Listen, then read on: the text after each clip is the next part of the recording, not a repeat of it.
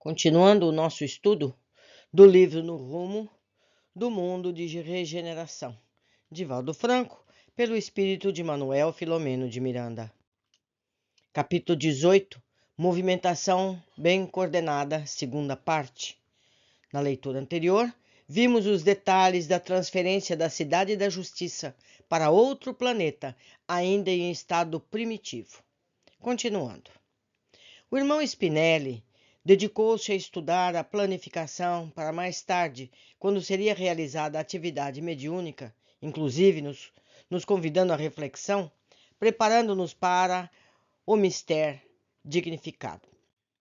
A reunião mediúnica séria constitui-se de compromisso superior com os espíritos nobres que nos acompanham, assim como nos são solidários.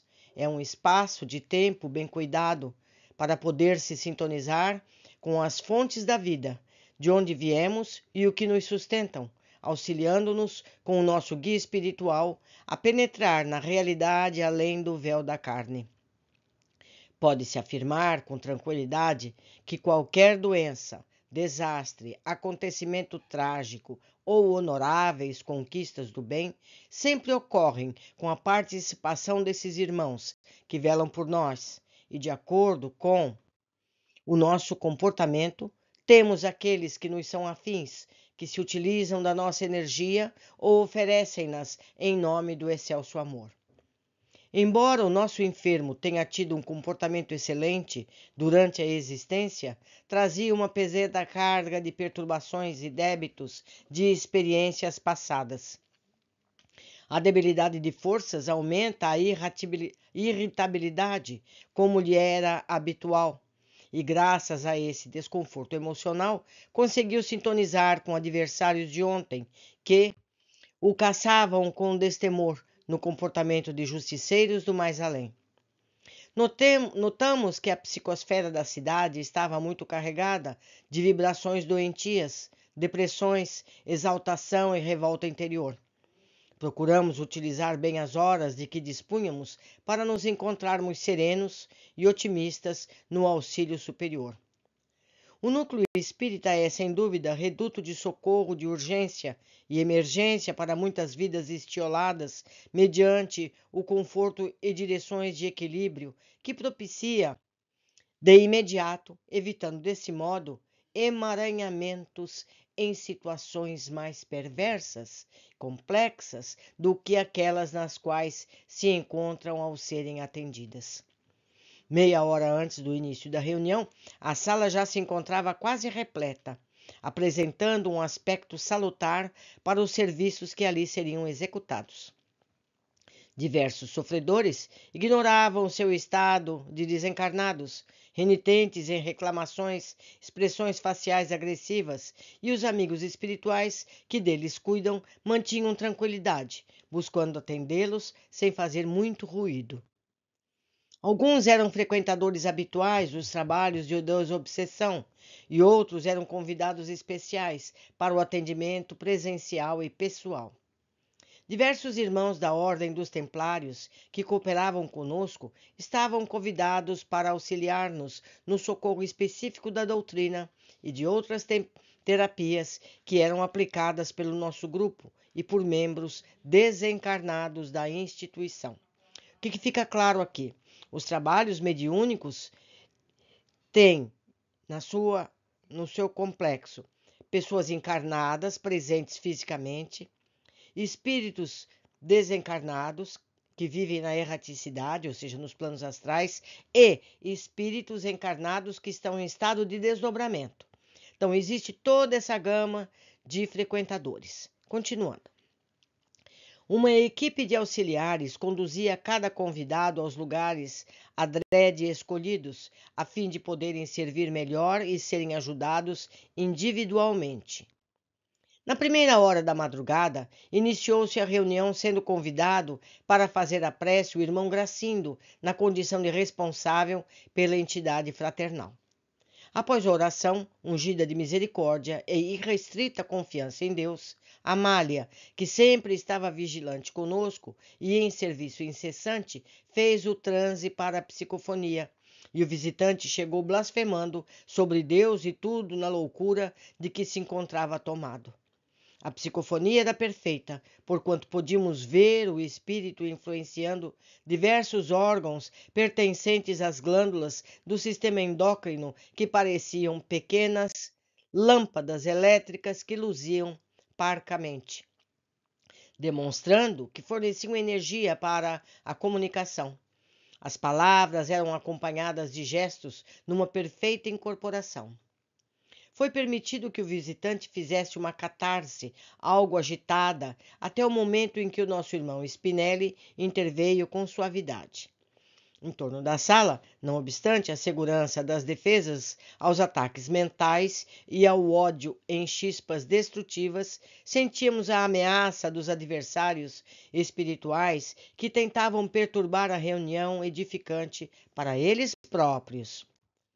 De imediato, muito transfigurada, com as características do rebelde comunicante, nossa Amália deu campo à manifestação ruidosa, embora o controle da sua disciplina, que se lhe tornava habitual para que tudo corresse de acordo com os padrões da ordem e do equilíbrio. Com a permissão dos mentores, diversos enfermos espirituais pertencentes ao grupo agressivo acompanhavam a psicofonia atormentada, em estado de ira, desejando transmitir forças ao comunicante. Todos nós, profundamente concentrados, buscávamos contribuir para o êxito do cometimento sobre as bênçãos de Jesus. Foi a entidade quem deu início ao diálogo, iracunda, ou seja, raivosa e sem equilíbrio. Se pensam que não estamos cientes do que está passando, encontram-se terrivelmente enganados, falou com arrogância.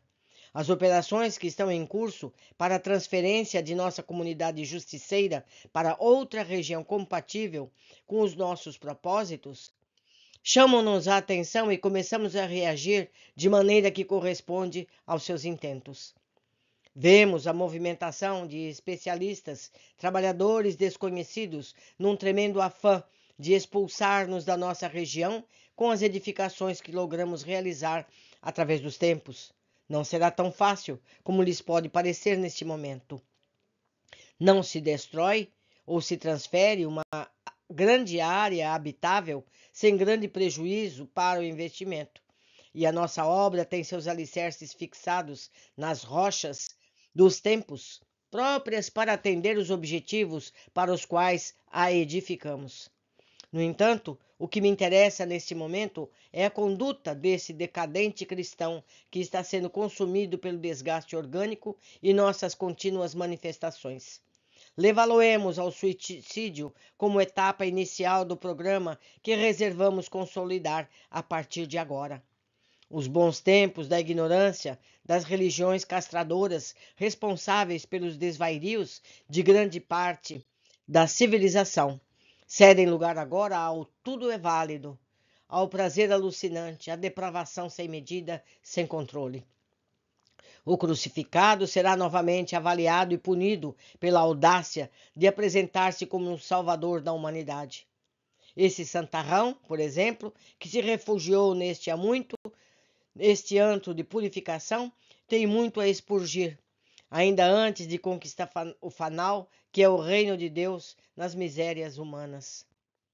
Demonstraremos que a capa de santo que veste é disfarce e as orientações sagradas que segue não passam de utopia e engodo, já que é tão miserável como qualquer um de nós, que o conhecemos na face oculta da hipocrisia.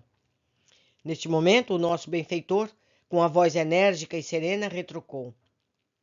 Agora que o amigo fez uma síntese dos seus conhecimentos e dos nossos objetivos nessa jornada, cabe-nos asseverar-lhe que as suas informações estão bem estruturadas em algumas atividades. Não estamos aqui por deleite pessoal, nem por outras razões que talvez nos escapem, mas por decisão superior dos mentores da humanidade neste grave período de transformações e de programação de um mundo novo, rico de paz, centrado no amor, vivido por Jesus, nosso modelo de perfeição, condutor de segurança. O bem está fixando-se nos corações humanos. A Terra desempenhará a tarefa para a qual se encontra programada. As dores que assaltam os seres humanos fazem parte da imensa e profunda diretriz de regeneração de todos nós. O caro amigo está reagindo sobre ordens e comandos extravagantes que se têm apresentado como senhores da região que tem habitado. O seu domínio, porém, chega ao término, porque está vinculado à transitoriedade do mal e dos sofrimentos de que as soberanas leis se utilizam para a depuração dos espíritos no crisol da evolução. A arrogância com que expôs as suas considerações demonstra que a ilusão que o consome já se dilui ante o sol da realidade. Neste nosso encontro, demonstraremos que o irmão que se utiliza da debilidade orgânica do nosso querido trabalhador do bem, nesta quadra de enfermidade, não será consumido pelo autocídio, porque a soma de benefícios que acumulou durante a atual existência é muito maior do que os males que o aturdiam e fizeram-no atrasar no cadinho redentor. Nada ocorre sem a anuência do Pai Criador, e a sua jactância é fruto da ignorância, do poder, do amor, que transcende as paixões, do deleite carnal. O que é incontestável, observamos em nosso poder de os enfrentar nos seus domínios, qual está sucedendo. Talvez para poder convencer-se de que um valor que não tinha, prosseguiu. Aqui estamos vários justiceiros, viemos para o enfrentamento, estamos dispostos a produzir pânico. Observamos que o comunicante se dirigia aos companheiros que se encontravam próximos à mesa, estimulando-os a que tentassem incorporar em Malvina e contaminassem os demais membros da reunião mediante um coletivo ataque com emissão de fluidos tóxicos. O irmão Spinelli mentalmente convocou Cláudio, que, utilizando-se das energias de que é possuidor, conseguia emitir sucessivas ondas de harmonia que a todos envolviam, evitando que as emissões mentais de rancor, de violência, chegassem a alcançar os presentes assinalados. Quando outros espíritos se assomaram aos que se encontravam no esforço mental de emitir pensamentos e vibrações deletérios, Eurípides, em recolhimento profundo, começou a orar em voz doce e compassiva, ocorrendo um fenômeno comovedor. Pétalas de rosas perfumadas começaram a cair suavemente e se desmancharam ao tocar-nos. A claridade que se fez permitia que víssemos grupos de espíritos rebeldes, devassos, além dos limites da sala, confundindo-se com as criaturas humanas em desdobramento que se debatiam nos conflitos emocionais e nos desejos irrefreáveis das paixões sensuais. Em verdadeira alucinação, louvavam nomes de líderes terrestres que lhes submetiam e divulgavam as aberrações.